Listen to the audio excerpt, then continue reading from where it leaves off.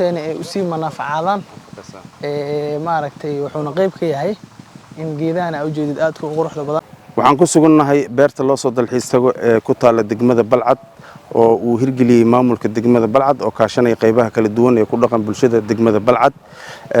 waxa halkaas nagu soo dhaweeyay agaasimaha waaxda dalxiiska degmada Balcad Cabdullaahi Cali Maxamed Shuuriye. balka waran beertan loo soo dalxiis tago sidee ku hindisteen? agaasimaha u mahadsan tahay faahfaahin kooban haddii aan ka siiyo beertan u jeedid beerta ugu badan oo dalxiisayaasha Soomaaliyeed iyo ama bulshada Soomaaliyeed ee ku dhaqan magaalada Muqdisho iyo gobolada dalka iyo qurbo joogta halka meesha ku soo dhaweyno waaye beerta hadda ugu muhiimsan oo laami u dhow. beertan waxa u jeedaa in ay 32 geed oo cambe aad u qurux badan ay leedahay. waxaan aad halkan ugu mahadcelinaynaa abayaasheen oo soo gaarsiiyay geedaha noo talaalay maanta aan ku harsanoono harkan quruxda badan. waa u jeedaan geed aad u qurux badan cambaha dhulka iska soo dhacayo iska cuneedid aan cunno kale u baahnayn in meeshan laga helayo. annagana waa u jeedaa waxa waaye inta aan ku kari karno ha ahaato mooski ha ahaadaan geedo yar yar oo inta anaga tabarteen ah in aan talaalnay si caruurteena ay ugu sii faa'iideystaan dhaxalka ee noo keeneen maaragtay aan wadna anagana maaragtay in aan wax ku tiri karno inta wax ku tiri karno in aan ku tarno. waa meel qurux badan waa dabcan meel loo soo dalxiis tago bulshada isugu far badan aad timaado maalmaha khamiista iyo jimcaha sida aan maqlay saacadee waxaa jiro taas bedelkeeda dad fara badan oo ay ku mashquulsan sidii geedaha ay ugu soo saaran lahayn iyagana qodiyoonkooda sidii dadka dhuxusha jaro kale. qodobkaas qodob aad u muhiim waaye dadka inta badan hadda anaga ka maamul ahaan gudoomiyaha degmada aad ay ula dagaaltamay in maaragtay dadka in ay geedaha maaragtay jaraan dhuxul iyo waxaas ka sameeyaan aad ula dagaaltamnay maamulka ugu horeeyo gudoomiye Qaasin. haddana waxa waaye bulshada Soomaaliyeedna waxaan leenahay walaal geed aad harsanaysid ka qayb qaadanayo isbedelka cimilada wax wanaagsan waaye in geed aadan maaragtay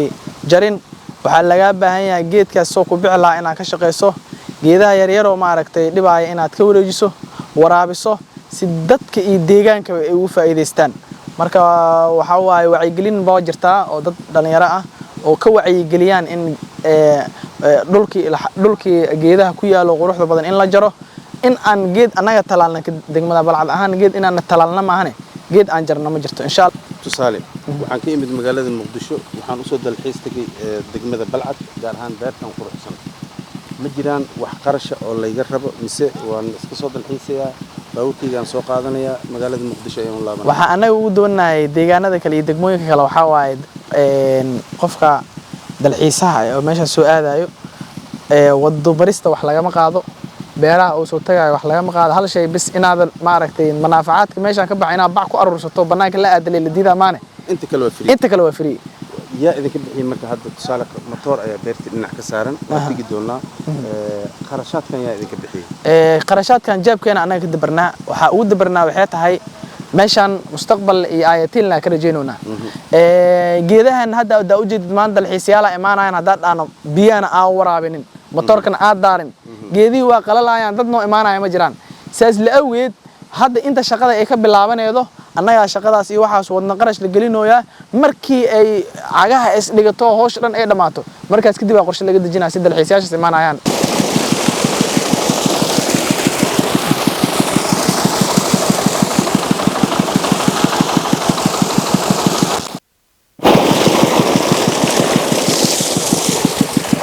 Balcad dabcan beertan kale kuma taalo beeraha kale dabcan sababaha dadka aysan u tagaynin oo tan ay free u tahay waxa la igu sheegay inay dhinaca ammaanka tahay. si fiican marka beertan waa sida booliiskii waa joogaa meeshan ciidankii ilaamiye ammaanka u dhan magaalada meesha kaliya maanta la isdhigi karo oo waxa waaye dalxiisayaasha aad u fara badan imaadaan amnigooda 100% looga taxadiro meelahan oo kale taa waaye iyo beeraha ka ag dhow 15 kilomitir magaalada isku war waa amni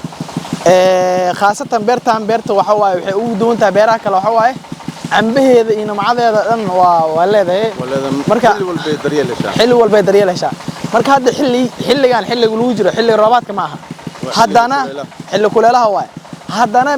geediina waxa aragtay aad ay cambe inay u leeyihiin taas waxaa suurtageliya oo biyaan webiga ka imaaday oo nimcada ilaahay rabbina siiyey ee tahay in maaragtay biyihii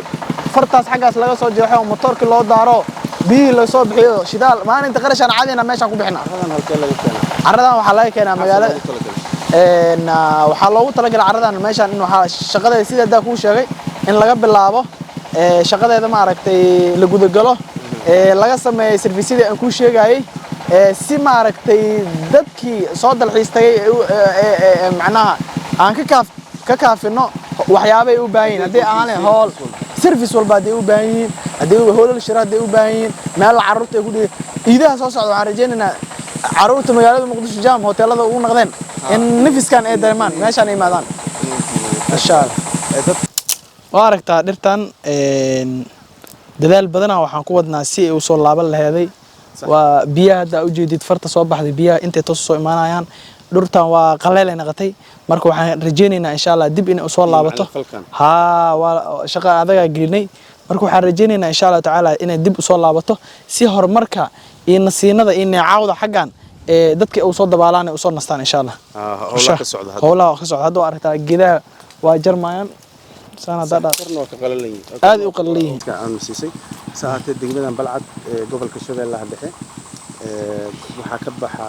hal raadi ayaa ku yaal waxaana ka baxa barnaamij loogu magac daray inkastoo raadiga uu barnaamijyo fara badan diiyo haddana waxaa ka baxo barnaamij la yiraahdo Hilow adiga ma ka mid tahay dadka ku taxan ee barnaamijkaas dhageysta waa ma santa ayaa simay barnaamijka Hilow su'aal muhiim ah ay weydiisay oo ah Hilow inta aan ka warqabo waxaan u maleynaa bishii 2 mar la soo daayaa waana daawada waana dhageystaa yacni bulshada balcadna aad ugu taxan yihiin wuxuu ka hadlaa xaalufinta dhirka fatahaadaha waxyaabo muhiim ah oo macnaha bulshada ka hortaga xaalufinta dhirka ayuu maaragtay barnaamijkaas soo daayaa bulshada balcadna aad ay u diirsadeen bishii 2 mar la soo daayaa run ahaantii waa wax loo baahan yahay deegaankan iyo dadkaanba in la dhiirigeliyo oo maaragtay wax loo sheego maaragtay laga hadlo waxyaabaha khatarada ku ah xaalufinta dhirka haday ahaato fatahaadii webiga haday ahaadaan aad ay u diirsadeen bulshada balcad waxaan leenahay tiimka ku shaqo leh oo arrimahaas gacanta ku haayo waa maasantiin bulshada balcad warbixinta ay soo gudbinaysaa ma jiraan waxyaabaha uu ka hadlayo barnaamijka wuxuu ka hadlayaa isbeddelka cimilada arrimaha xalinta khilaafaadka fatahaadaha nabadda ku soo rogmaday xalinta nabadda marka ma jiraan waxyaabo ka mid ah ee adiga ku soo jiitay oo ruwaayada Hilow aad ku dhex dhageysatay aad iyo aad waxyaabo badan ka mid ah horta Soomaaliya waxay dhahdaan nabad aan naas lanuga leh deegaanadan hadda u jeedid iyo bartan aan ku sugannahay meesha ugu horeedo maaragtay amnigeeda 100% oo yahay dadkii dalxiisayaasha imaanayaan madaxda ugu sarreeyay imaanayaan taas waxay daliil u tahay nabadda wax weyn inay tahay nabadda shay la heli karin inay tahay nabadda inay qaali tahay kooxaha nabadiida waa beeraha iyo maaragtay Basra iyo eriyada balcad meelaha ugu quruxda badan oo ku joogaan weyn isku dayaan in maaragtay nabad ay qalqal galiyaan dadka damaashaadka iyo farxadda ay qaadanayaan ma ku faraxsano macnaha laakiin alxamdulillah ciidamada booliiska ha ahaadaan militariga ciidamada qalabka sida dhamaan ee degmada balcad ku sugan ayaa ka hortago mar walba u taagan inay deegaankan iyo nabad inay ka dhigaan arinta ugu muhiimsan oo soo jeeditana taas waa aad ma santahay waa kaaga mahadcelinayna mid labaad dadkan hadda qaarkood meeshan taagan ee fadhiyo baawarkan wada socota qaarkood waxay isugu jiraan filay qurba joog qaar dalka dibadiisa yani waxa u aaday nafis inay u doontaan oo maarad ka soo waayay beerahan ay geedahan cambaha hoostooda wax ku qaadanayaan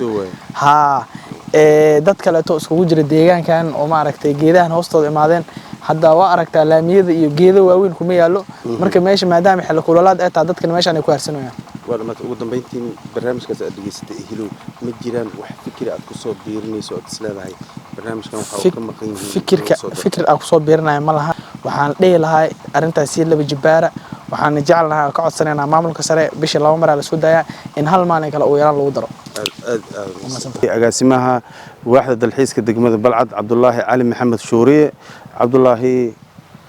waa maasantahay sidaad noo soo dhaweysay waan kaaga mahadcelinaynaa adiga badan soo dhaw maasantahay